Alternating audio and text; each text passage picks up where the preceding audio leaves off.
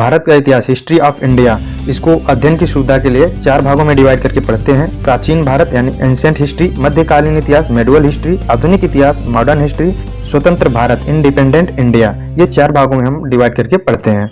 जय हिंद दोस्तों, इस वीडियो में हम भारतीय इतिहास का टाइमलाइन के बारे में देखेंगे, यानी कि पूरे भारतीय इतिहास में किस समय और कौन सी मुख्य घटनाएं हुई हैं उसके बारे में देखेंगे। ये video SSC, railway, police, IAS, PCS यानी कि छोटे एग्जाम से लेकर के बड़े एग्जाम की तैयारी के लिए आपको हेल्प करेगा।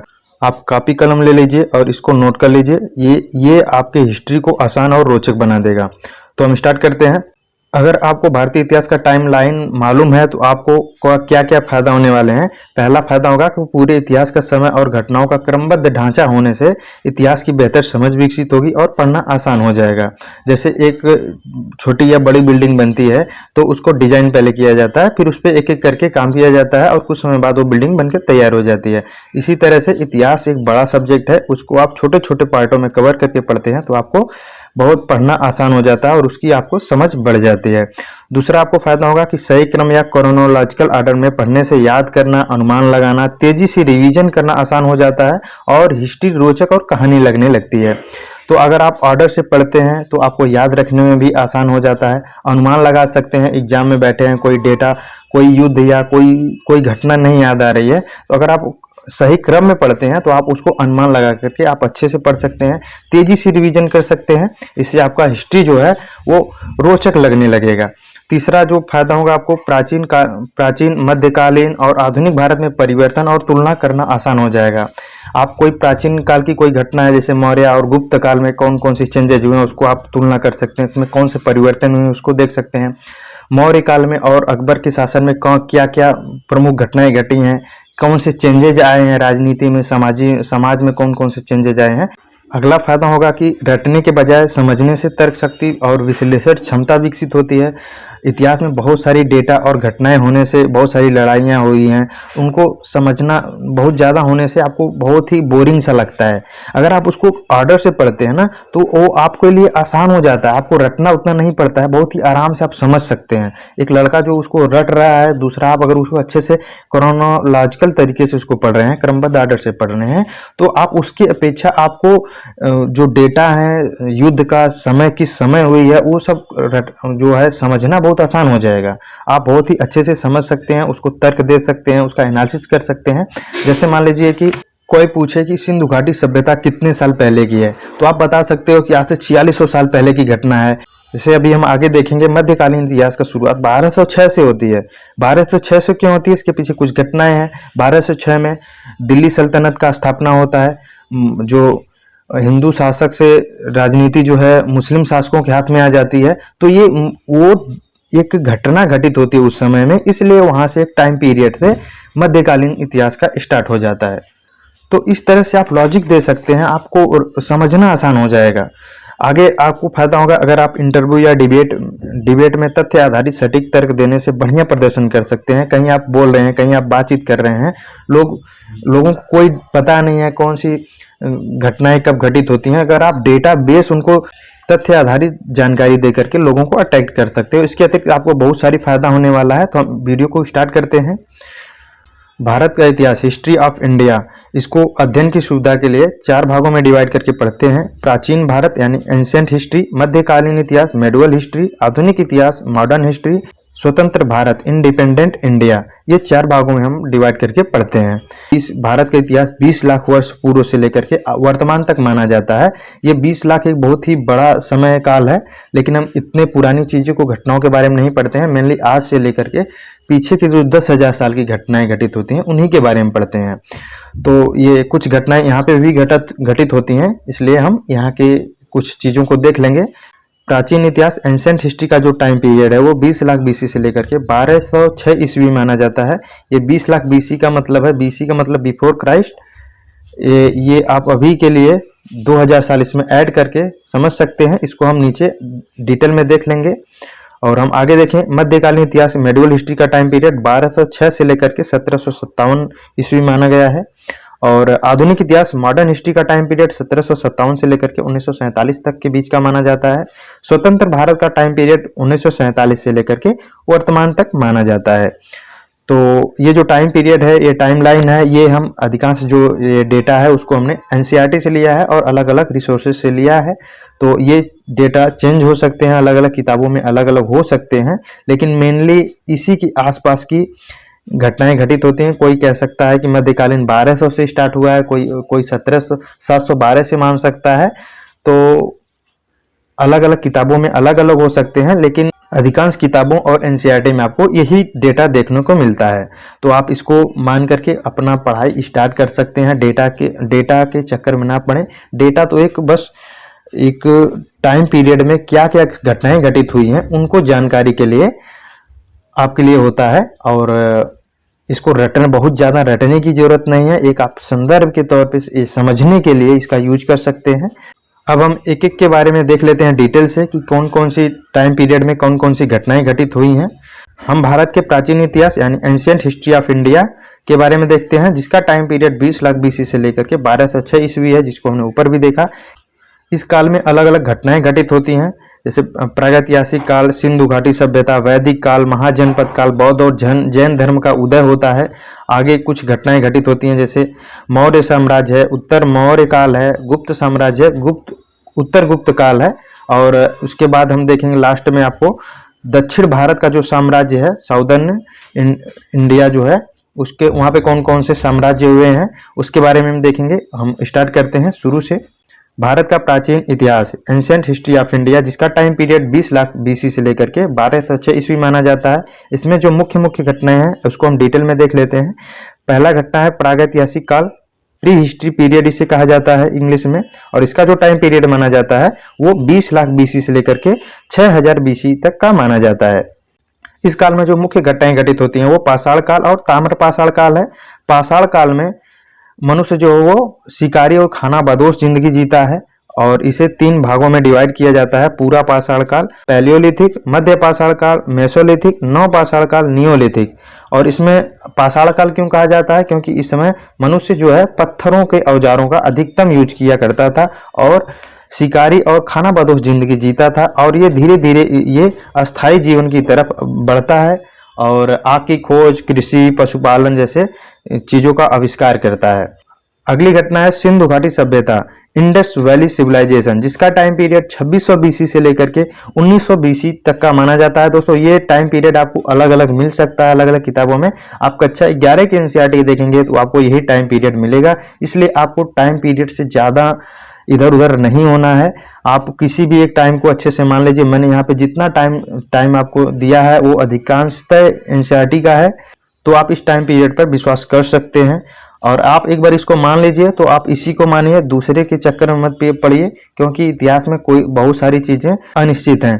तो एक बार जिसको मान लीजिए उसी पे निरंतर आगे बढ़ते रहिए, आपको वो भी आसान करेगा, ये भी आसान करेगा। तो सिंधु घाटी सभ्यता में कौन कौन सी मुख्य बातें हैं? ये भारतीय उपमहाद्वीप में पहली शहरी सभ्यता थी। कुशल जल निकासी प्रणाली यहाँ की बहुत बेहतरीन थी। नगर नियोजन, व्यापार की यहाँ की विशेषता रही है। यहाँ से मुख्य स्थल से प्रश्न पूछे जाते हैं और आगे चल के ये सभ्यता का पतन हो जाता है 1900 बीसी के आसपास। वैदिक काल के बारे में बात करें तो वैदिक काल का जो टाइम पीरियड है वो 1500 से लेकर के 600 बीसी तक का माना जाता है, और इस समय वैदिक काल में आर्यों का आगमन होता है और वैदिक संस्कृति की नींव पड़ती है। उपनिषद और महाकाव्यों की रचना होती है। आगे चल करके और वैदिक काल जो है 2 भागों में डिवाइड हो जाता है, ऋग वैदिक काल और उत्तर वैदिक काल। ऋग वैदिक काल में आर्य जो है कबीलाई व्यवस्था में रहते थे और लोग पशुपालन और कृषि जैसी चीजों में संलिप्त थे।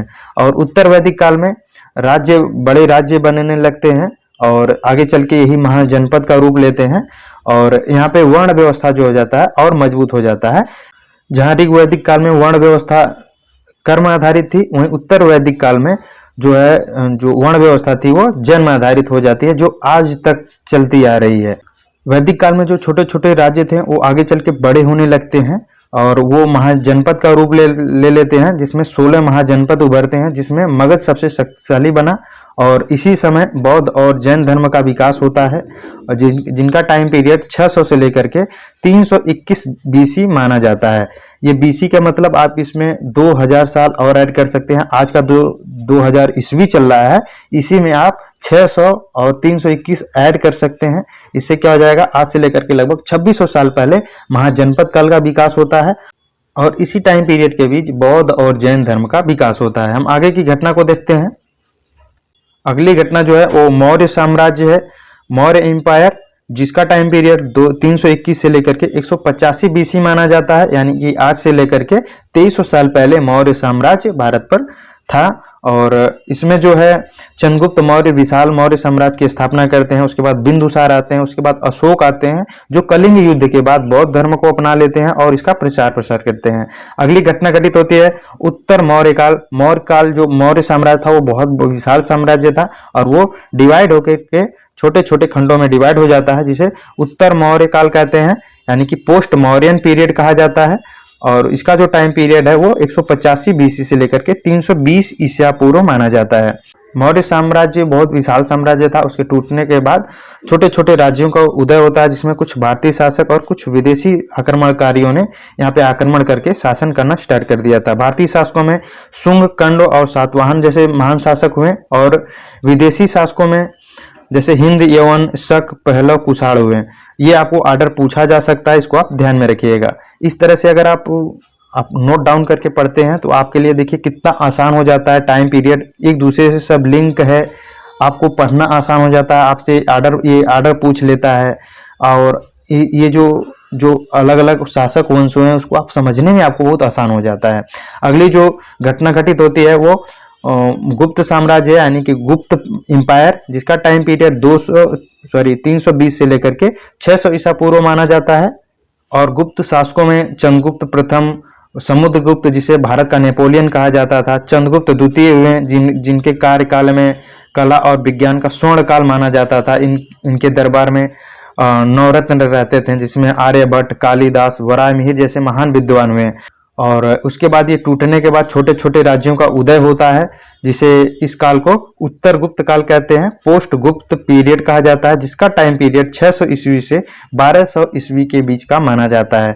और इसमें अलग अलग शासक जो है शासन करते हैं, जैसे पुष्य भूति वंश जिसमें हर्षवर्धन महान शासक हुए। उसके बाद राजपूत शासक होते हैं, इसमें गुज्जर, प्रतिहार, गढ़वाल, परमार में से भोज शासक थे। भोज कहते हैं ना, एक कहावत आपने सुना है, कहाँ राजा भोज कहाँ गंगू तेली। जो भोज थे वो इसी परमार वंश के इसी समय के माने जाते थे। इसके बाद चंदेल आते हैं। चंदेल जो खजुराहो आज देखते हैं आप, इसको चंदेलों ने बनवाया। उसका टाइम पीरियड क्या है, यही टाइम पीरियड, इसी टाइम पीरियड के अंदर वो भारत पर शासन कर रहे थे। इसी टाइम पीरियड में चौहान वंश भी उभरता है, जिसमें पृथ्वीराज तृतीय जैसे महान शासक हुए, जिसके दरबार में पृथ्वीराज रासो रहता था, जिसने चंद्र बरदाई लिखा था। और यही पृथ्वीराज तृतीय ने जयचंद की बेटी संयोगिता का अपहरण कर लेता है उसके स्वयंवर से।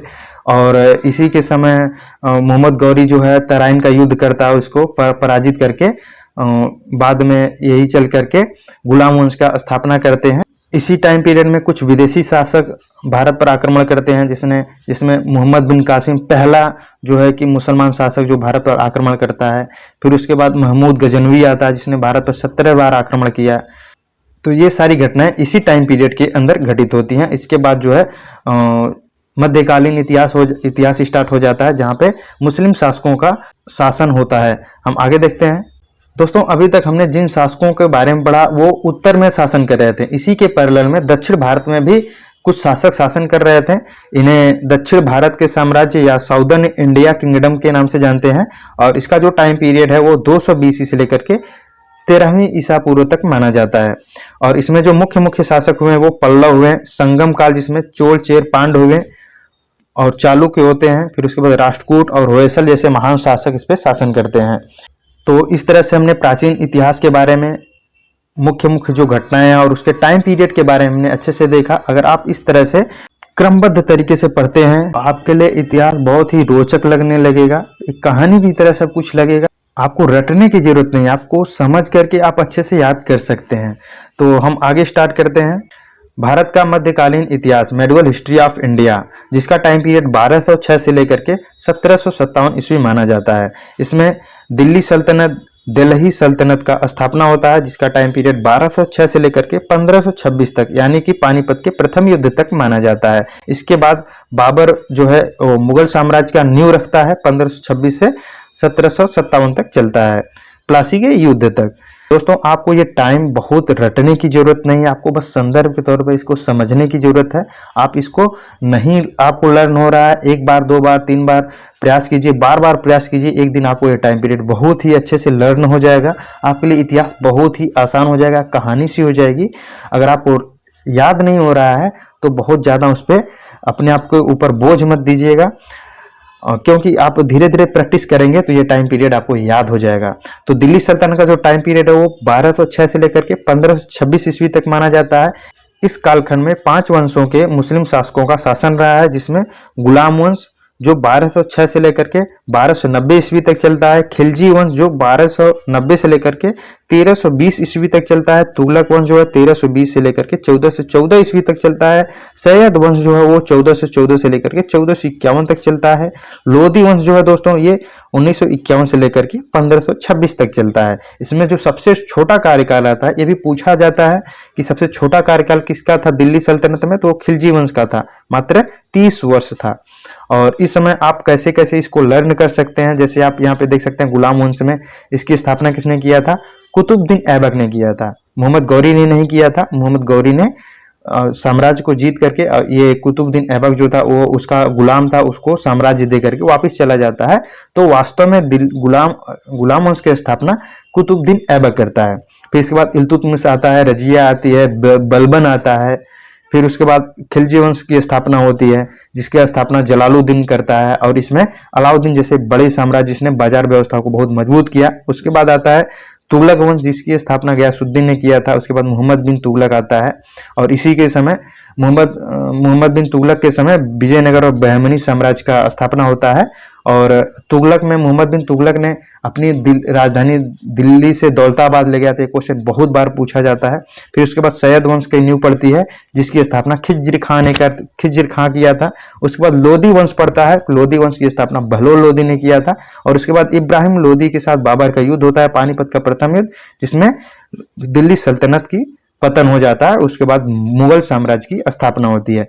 इसी बीच में तुगलक वंश के समय, मोहम्मद बिन तुगलक के समय विजयनगर और बहमनी साम्राज्य की नींव पड़ती है, जिसका टाइम पीरियड विजयनगर का 1336 से लेकर के 1565 के तलिकोटा राक्षसी तंगड़ी के युद्ध तक माना जाता है। और इसी के बाद 10 साल के बाद 1337 में बहमनी का स्थापना होता है, और इसी के 1565 के बाद इसका भी पतन हो जाता है।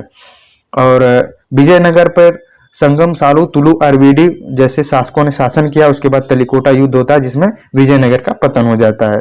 फिर उसके बाद बहमनी जो है दोस्तों ये 5 भागों में डिवाइड था, अहमदनगर, बीदर, गुलबर्गा, बीजापुर और गोलकुंडा। तो इस तरह से आप इसको आराम से लर्न कर सकते हैं, बहुत ही आराम से। देखिए किस तरह से एक कालखंड दूसरा कालखंड से जुड़ा है, कितने इंटरेस्टिंग तरीके से हम आगे बढ़ रहे हैं। आप देखते हैं 1526 में इब्राहिम लोदी को हरा करके बाबर जो है मुगल साम्राज्य का नींव रखता है। मुगल साम्राज्य का जो टाइम पीरियड है वो 1526 से लेकर के 1757 तक माना जाता है। और इसमें अलग अलग जो शासक शासन करते हैं, बाबर जिसका टाइम पीरियड 1526 से 1530 तक है, हुमायूं 1530 से 1540 में तक चलता है। फिर उसके बाद इसी में आता है वो शेरशाह सूरी को पराजित करके सूरवंश की स्थापना करता है। फिर उसके बाद पुनः हुमायूं अपना मुगल साम्राज्य को पुनः प्राप्त करता है 1555-56 में। फिर उसके बाद अकबर आता है जिसका टाइम पीरियड 1556 से लेकर के 1605 तक माना जाता है। जहांगीर आता है और इसका समय जो है 1605 से लेकर के 1628 तक शासन करता है। फिर उसके बाद शाहजहां आता है 1628 से लेकर के 1658 तक शासन करता है। औरंगजेब आता है 1658 से लेकर के 1707 तक शासन करता है। जो इसके बाद कुछ अन्य शासक आते हैं जो कमजोर मुगल शासक रहे हैं, जिसमें बहादुर शाह प्रथम, जहादार शाह, मोहम्मद शाह, अकबर, बहादुर शाह जफर द्वितीय। तो ये कुछ अन्य शासक हुए हैं जो 1857 तक चलते हैं। इन शासकों के अंदर कुछ मुख्य घटनाएं घटित हुई हैं, जैसे अकबर जो बहुत बड़ा धार्मिक सहिष्णुता इसके लिए एग्जाम्पल दिया जाता है। और जहांगीर के समय में चित्रकला का स्वर्णकाल माना जाता है। शाहजहां के समय में ताजमहल जैसी स्थापना हुई और कई सारी इमारतों का स्थापना होने के कारण इसको स्थापत्य कला का स्वर्णकाल माना जाता है। औरंगजेब को अपने कट्टरपंथी नीति और के कारण इसको जाना जाता है। इसी कारण इसके बाद साम्राज्य कमजोर होता है और धीरे धीरे मुगल साम्राज्य का पतन हो जाता है। फिर उसके बाद कुछ क्षेत्रीय राज्यों का उदय होता है, जिसमें से कुछ राज्य जो है वो मुगल से स्वतंत्र हुए थे और कुछ नए राज्यों का उदय होता है। जैसे मुगल से जो स्वतंत्र हुए थे उसमें कर्नाटक, बंगाल हो गया, कर्नाटक, हैदराबाद, अवध, ये मुगलों से स्वतंत्र हुए थे।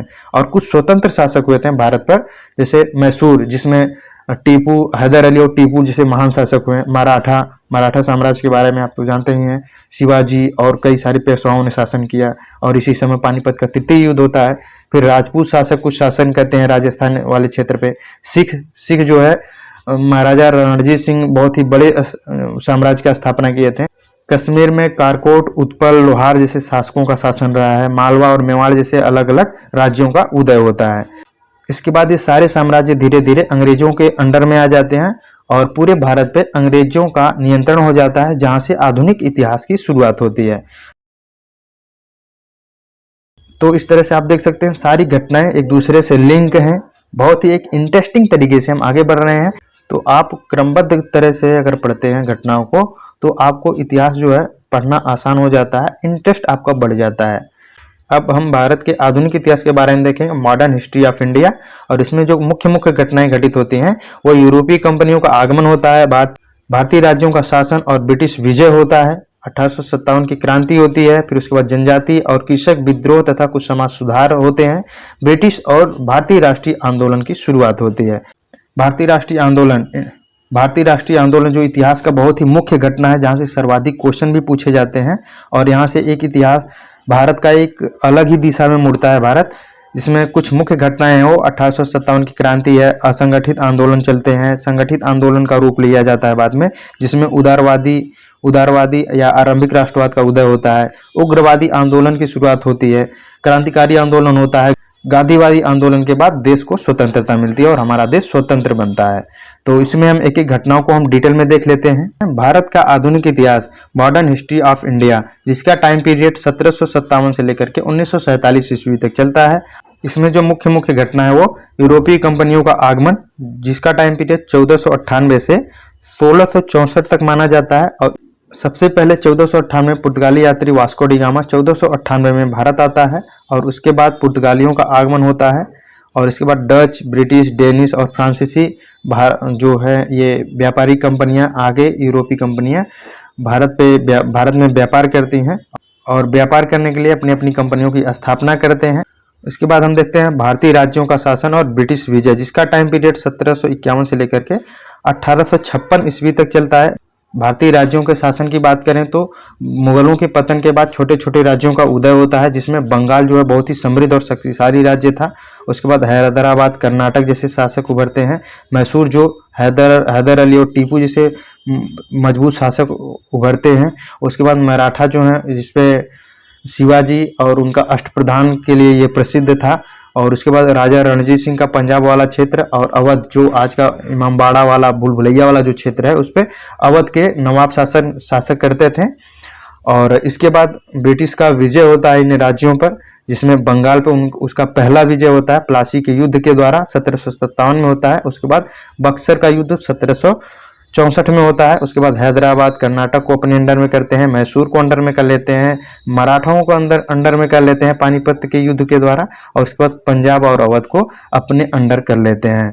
फिर उसके बाद चूंकि इस पे अपने अंडर में कर लेते हैं तो यहाँ पे अपनी अलग अलग नीतियाँ चलाते हैं और उसी नीतियों में से भारतीय शासक असंतुष्ट होते हैं, जनता में आक्रोश फैलता है।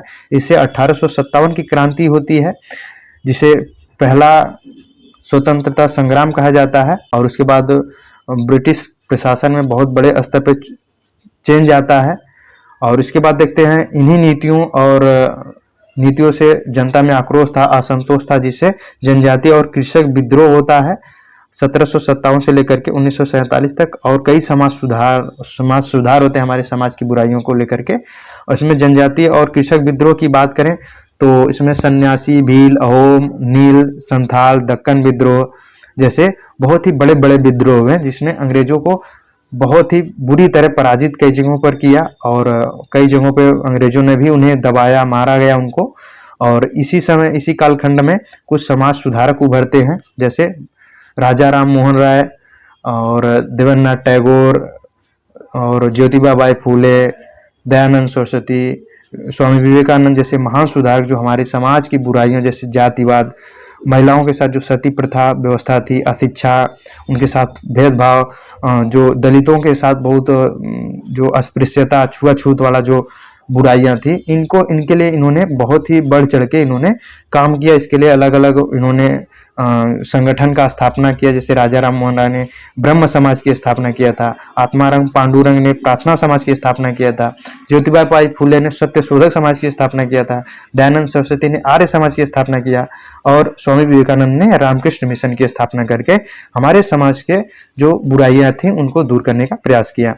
उसके बाद देखते हैं ब्रिटिश शासन आता है। ब्रिटिश शासन जो है ये भारतीय राज्यों पर विजय करने के बाद अपने रूल इस पे चलाता है, इस पे शासन करता है।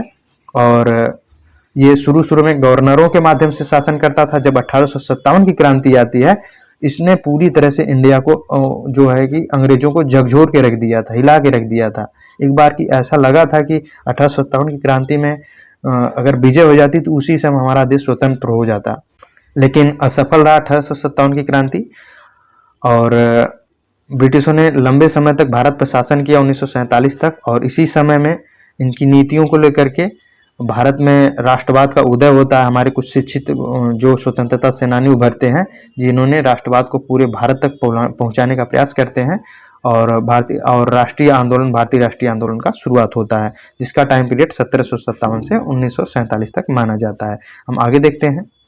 तो हम भारतीय राष्ट्रीय आंदोलन को बहुत ही डिटेल में देख लेते हैं, क्योंकि यहाँ से बहुत ही ज़्यादा क्वेश्चन पूछे जाते हैं और यहीं से हमारी भारत की एक अलग ही दिशा में भारत चलता है, जो आज यहाँ तक पहुँचा है। तो हम भारतीय राष्ट्रीय आंदोलन, इंडियन नेशनल मूवमेंट के बारे में देखते हैं, जो 1857 से लेकर के 1947 तक के कालखंड को माना जाता है। तो इसमें जो मुख्य घटनाएं हैं वो 1857 की क्रांति होती है, जिसे प्रथम स्वतंत्रता संग्राम कहा जाता है, जहां से हमारे राष्ट्रवाद का उदय होता है। उसके बाद कुछ संगठित आंदोलन चलते हैं 1850 से लेकर के 1885 तक, जिसमें कुछ छोटे छोटे संगठन उभरते हैं, जैसे ईस्ट इंडिया एसोसिएशन, जिसे 1866 में दादा भाई नौरोजी ने स्थापना किया था। इंडियन लीग की स्थापना 1875 में शिशिर कुमार घोष ने किया था। इंडियन एसोसिएशन, जिसे आनंद मोहन बोस ने स्थापना किया था। बॉम्बे प्रेसिडेंसी और जो तमिलनाडु में कुछ प्रेसिडेंसी या कुछ छोटे छोटे ऑर्गेनाइजेशन के माध्यम से जो असंतोष था उनको अंग्रेजों तक पहुंचाने का प्रयास किया जाता था। और इसके बाद कांग्रेस का स्थापना होता है, इसलिए इसे संगठित काल कहते हैं। क्योंकि ये छोटे छोटे ऑर्गेनाइजेशन थे, तो इनकी बातों को बहुत बड़े स्तर पे अंग्रेज नहीं लेते थे, इनको दबाना आसान होता था। तो भारतीयों ने सोचा कि एक बड़ा ऑर्गेनाइजेशन बनाया जाए, तो इन्होंने कांग्रेस का स्थापना किया 1885 में। 1885 में इसकी स्थापना करते हैं, इसलिए इसे संगठित काल कहा जाता है। एक बड़ा संगठन बनता है और इसी में उदारवादी काल, उग्रवादी, क्रांतिकारी, गांधीवादी आंदोलन इसी समय चलाया जाता है। इसके बाद हमारा देश स्वतंत्र होता है। तो इसका जो संगठित आंदोलन है, इसका जो टाइम पीरियड हो 1885 से लेकर के 1941 तक का माना जाता है। और इसमें हम एक एक घटनाओं को देख लेते हैं। उदारवादी जो है, ये आरंभिक राष्ट्रवाद का जो टाइम पीरियड है वो 1885 से लेकर के 1905 तक चलता है। इसमें जो है कुछ उदारवादी लीडर होते हैं, जो संवैधानिक तरीके से प्रदर्शनों के माध्यम से, बात के माध्यम से अंग्रेजों से अपनी बात को मनवाने का प्रयास करते थे और राष्ट्रवाद को बढ़ाने का प्रयास करते थे। और इसी समय इस कालखंड में कुछ घटनाएं घटित होती हैं, जैसे कांग्रेस का गठन 1885, ये 1885 रहेगा। 1885 में कांग्रेस का गठन होता है, जिसमें एओ ह्यूम इसके महासचिव थे और इसके पहले जो अध्यक्ष थे वो बेमेश चंद्र बनर्जी थे, WC बनर्जी थे। और इसके बाद 1905 में बंगाल विभाजन के विरोध में बंग भंग आंदोलन होता है, स्वदेशी आंदोलन जिसे कहा जाता है, ये 1905 में होता है। और उसके बाद उग्रवादी आंदोलन होता है। कुछ लीडर जो कांग्रेस के अंतर्गत थे, वो जो ये उदारवादियों के तरीकों से पसंद नहीं करते थे, वो ये नरम दल वाले माना जाता था, इन्हें गरम दल कहा जाता था, जिसमें लाल पाल बाल मुख्य थे। लाल मतलब लाला लाजपत राय, बाल मतलब बाल गंगाधर तिलक, पाल मतलब बिपिन चंद्र पाल। ये इनकी तिकड़ी जो है उग्रवादी को बहुत आगे तक ले गए। इसमें कुछ घटनाएं घटित होती हैं और इसमें इसका जो टाइम पीरियड है वो 1905 से 1919 तक का माना जाता है। इसमें जो मुख्य घटनाएं घटित होती हैं वो कांग्रेस का विभाजन 1907 में होता है। 1916 में कांग्रेस और मुस्लिम लीग का जो लखनऊ समझौते में इनका लखनऊ जो अधिवेशन होता है उसमें इनका समझौता होता है कांग्रेस और मुस्लिम लीग का। इसके बाद 1917 में होम रूल लीग आंदोलन पूरे देश में चलता है बाल गंगाधर तिलक और एनी बेसेंट के द्वारा।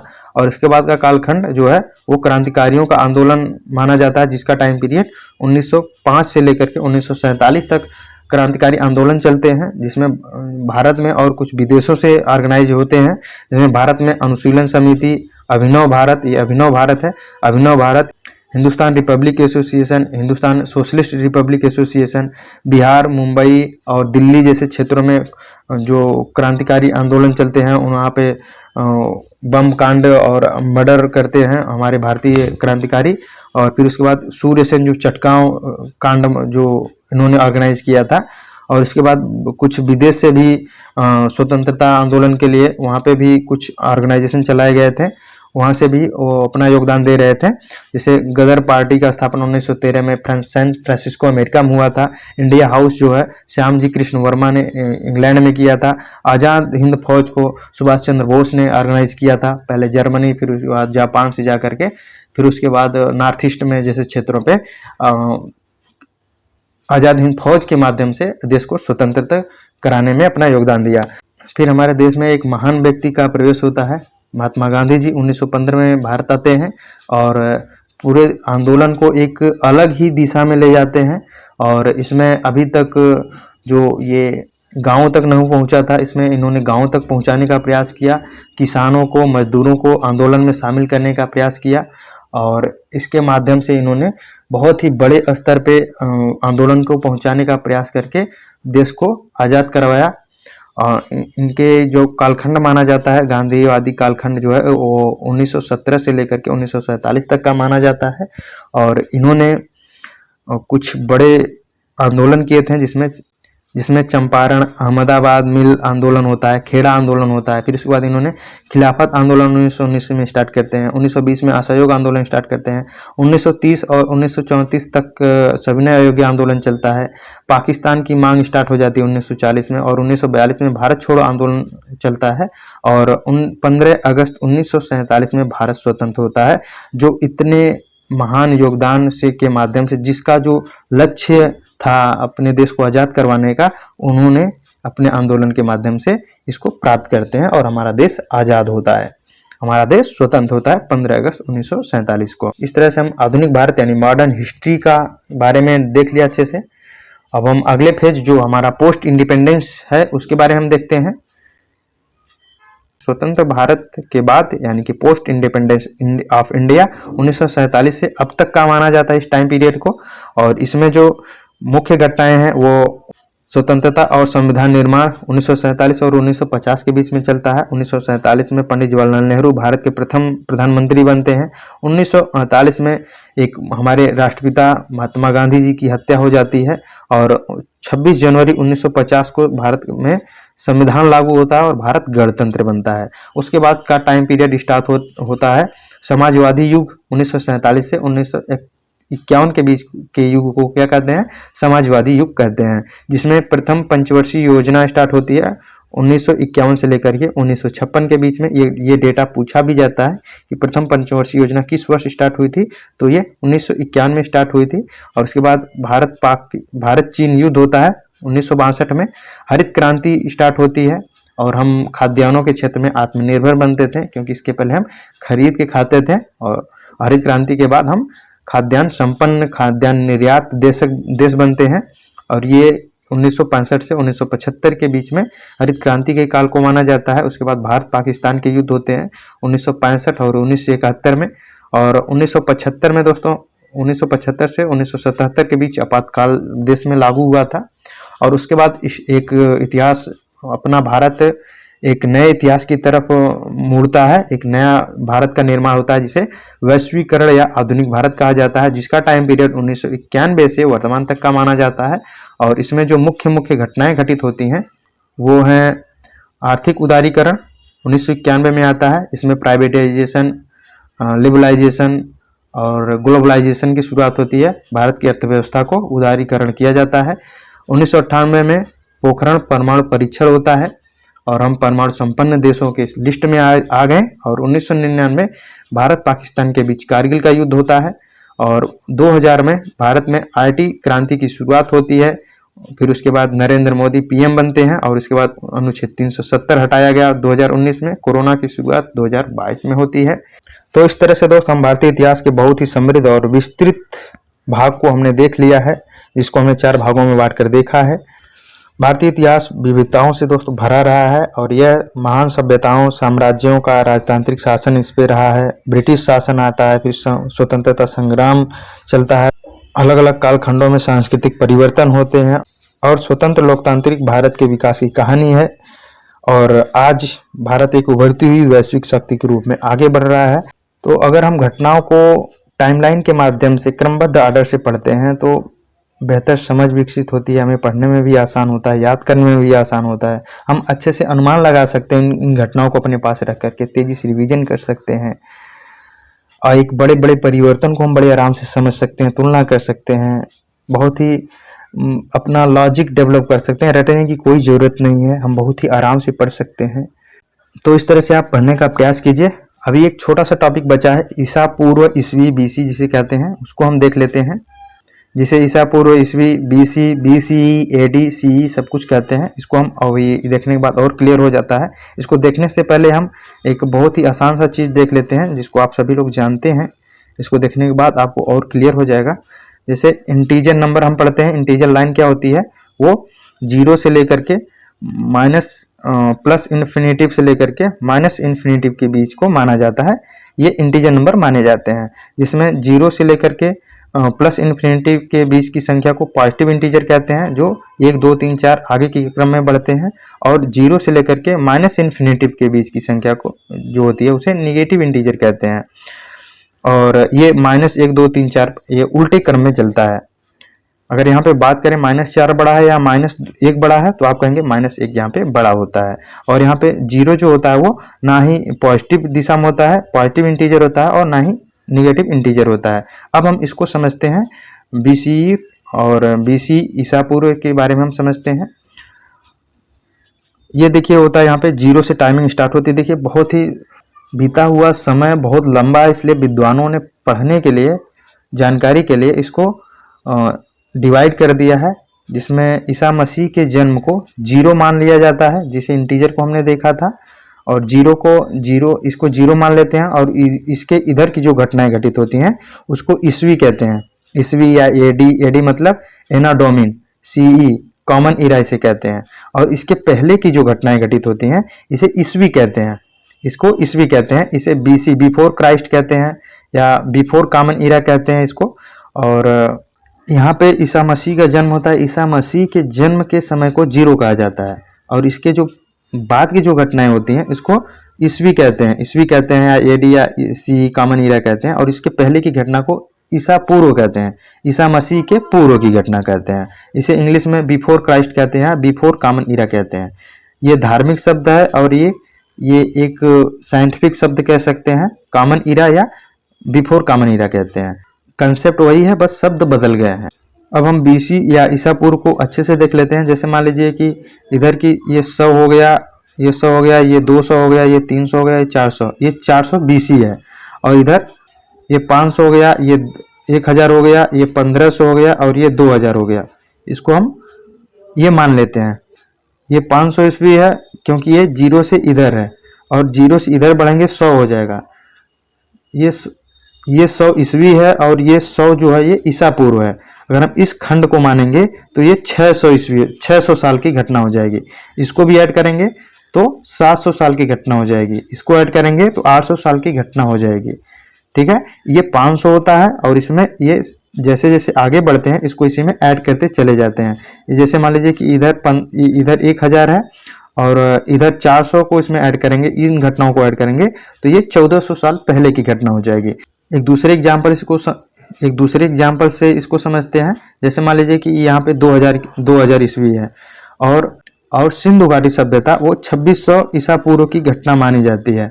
तो ये 2600 इधर हो जाएगा, 2000 इधर हो जाएगा, यानी कि आज से लेकर के ये 4600 साल पहले की घटना हो जाएगी। सिंधु घाटी सभ्यता 4600 साल पहले घटना थी। उम्मीद है कि आप अच्छे से समझ गए होंगे। और एक दूसरा अंतर है, जैसे इधर 100, 200, 300, 400 होता है, इस तरह से इधर की घटनाओं को उल्टे चलता है। 100 इधर होगा, 200 इधर होगा, 300 इधर होगा, 400 इधर होगा। लेकिन इस फेज को हम अध्ययन करेंगे तो इधर 100 और इसको 100, ये 200 सालों का घटनाक्रम हो जाता है। तो इसको हम इसी में ऐड करके समझते हैं। उम्मीद है कि आपको अच्छे से समझ में आ गया होगा। तो इस तरह से दोस्तों हमने भारतीय इतिहास को अच्छे से समझा, जो हजारों साल में फैला हुआ था, जिसको हमने 3 से 4 भागों में डिवाइड करके अच्छे से देखा। उम्मीद है कि आपको वीडियो अच्छा लगा होगा। आप कमेंट में अपनी विचार जरूर बताइएगा। Thank you. जय हिंद।